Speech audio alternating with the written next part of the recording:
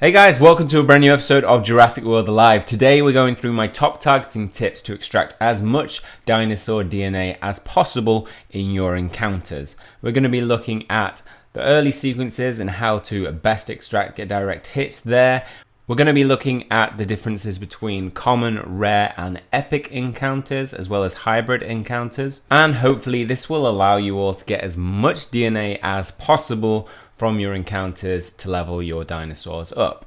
Now this is really going to matter when you have those epic and rare encounters. You might come across a dinosaur like T-Rex once a week, and those dinosaurs that you encounter are going to be the ones that you probably later on use in the battle arena, and therefore having them are going to be really helpful to getting higher up in the rankings. Let's talk about that opening sequence. You want to be taking as long as possible to take that first shot to make sure that you get that perfect hit. You're going to get unlimited time. You're not going to start draining your battery. And also the circle will increase the longer that you hold the dart down. As you can see here, I hold it down, the circle will start to get slightly bigger, giving you a better chance of getting a direct hit. Be aware that some dinosaur encounters, when you are aiming that first shot, sometimes they will sway left to right, and therefore you can sometimes miss if you're not careful. For example, this Gorgosaurus here just swayed right, but as long as you predict when it moves and kind of wait for it to make that move, you're probably going to get that hit. This is really important for when you've got those rare and epic encounters because they're more likely to do this. The first shot is obviously very easy. The second shot, you should aim for the outer edge of the inner circle. So as you can see, I took my first shot and I'll aim for the outer edges of this first inner circle. Releasing there will mean that you'll get the direct hit. On the third one, you want to aim on the outer edge of the circle because the dinosaur starts to move faster. After that, the dinosaur can get pretty fast. As the dinosaur starts to speed up, as you can see here, you have to start to aim outside of the circle, trying to get ahead of it, but not too far, but just far enough that you're not touching the circle. If you're touching the circle, you'll probably end up falling short of hitting it.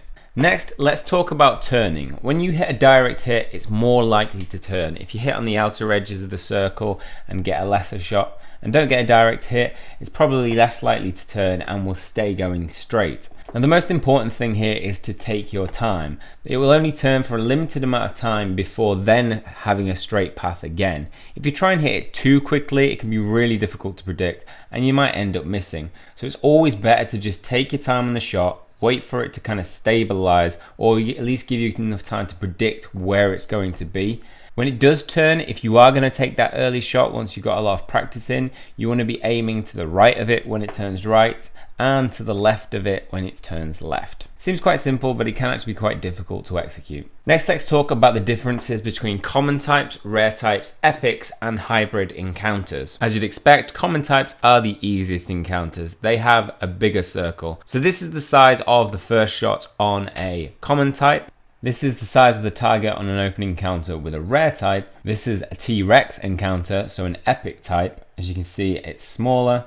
And then finally here we have a hybrid, a Nodopathosaurus, which falls under the epic category. It seems pretty similar to me to the epic types that aren't hybrids, but as you'll see, there's one pretty big difference here, especially for these long encounters. It's quite difficult to get a lot of shots in because it changes so much in terms of where the locations are on the dinosaur. So the next tip is know your dinosaur points. Next we're looking at is know the locations of where the targets can be on the dinosaurs. Stegosaurus is really easy. It has 2 spots and they're really close together, so it's easy to predict. Megalosaurus on the other hand, which is a rare type, has 4. So you've got the neck, its head falling back to its tail, then its lower back, and then back to its neck. And the next one, as predicted, will be its head. So there is a sequence to it, so pay attention to what is the sequence of each individual dinosaur. When it comes to a hybrid epic encounter, especially on a Nodopathosaurus, it's really difficult because the sequence isn't always the same. So we can see here its head falling to the start of its tail, back to its head, which you'd predict there might be 2 points, but then it goes to lower back. So epic types, hybrids are different. This goes for non-hybrid epic types as well. So as you can see, we've got the top of its head there, start of its tail, back to the top of its head, down to the bottom of its tail, and then back to its head. So that's why epic encounters are so hard to get really good DNA extractions. That inability to predict where the next target is going to be means that you can't get the advantage, already making your movement towards it once you've fired your DNA and got a hit.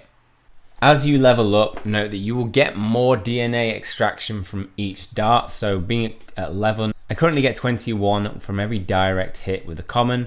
The amount that you get drops as you go down the rare and epic types. So for example, this Postometrodon, you see when I get a direct hit on it right now, just watching the sway of its tail, I only get 16 instead of 21. This is a pretty good example of what you should be trying to do with epic types.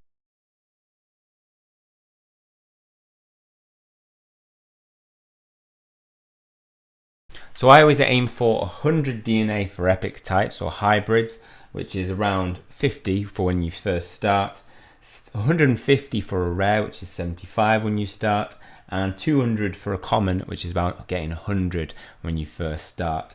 As you can see, I got over 100 then, so it was a pretty good run for me. So the final tip really is just take your time and practice. The more you practice, you'll become used to how far it moves. So when from the starting point you touch it, and how far you move left or right.